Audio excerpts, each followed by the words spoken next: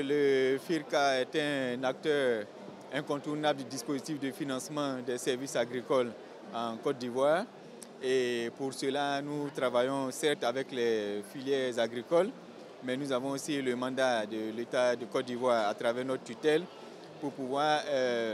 transmettre ce que nous faisons à la population ivoirienne, mais à nos partenaires extérieurs, parce que nous avons beaucoup de conventions avec les partenaires extérieurs. Et le Salon de l'agriculture nous donne l'occasion de nous retrouver pour faire le point de notre collaboration avec ces partenaires-là,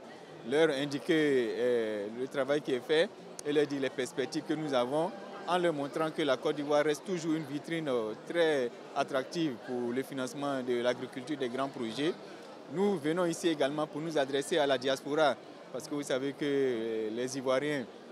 ont tous une relation particulière, une histoire avec l'agriculture. Donc même quand ils sont à l'extérieur, ils sont toujours intéressés par ce qui s'y passe et qui ont toujours envie d'investir en Côte d'Ivoire et qui ont besoin d'être rassurés qu'il existe des structures d'accompagnement pour leur permettre de réaliser leurs projets sur place. Donc c'est tout ce qui fait que nous venons ici pour nous enrichir également des expériences des autres pays, notamment des pays africains que vous voyez, mais aussi des partenaires européens et du monde entier. Donc chaque année, c'est avec plaisir que nous faisons cet exercice-là. Est-ce que vous mobilisez déjà des ressources en interne? Est-ce qu'on peut imaginer que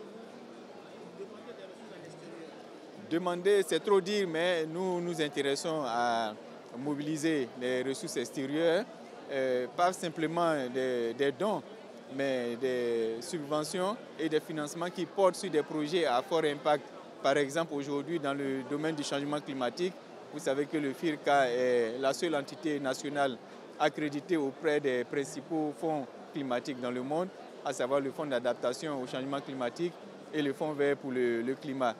Et donc nous présentons cette expertise comme une opportunité pour pouvoir capitaliser les initiatives avec nos partenaires extérieurs et en collaboration avec les filières agricoles pour mettre en œuvre les priorités de l'État dans ce domaine-là. Nous avons aussi des conventions avec l'Union européenne pour pouvoir financer les chaînes de valeur dans le domaine du maraîcher pour développer la filière manioc et pour atteindre la souveraineté alimentaire. Nous avons aussi des conventions avec la Banque mondiale, donc autant de partenaires extérieurs que je ne finirai pas de citer, qui nous amènent à pouvoir ouvrir notre stand et nos portes à ces partenaires que nous rencontrons ici pour pouvoir continuer le dialogue avec eux et les rassurer que leur financement arrive à bon port et produise les effets et les impacts attendus.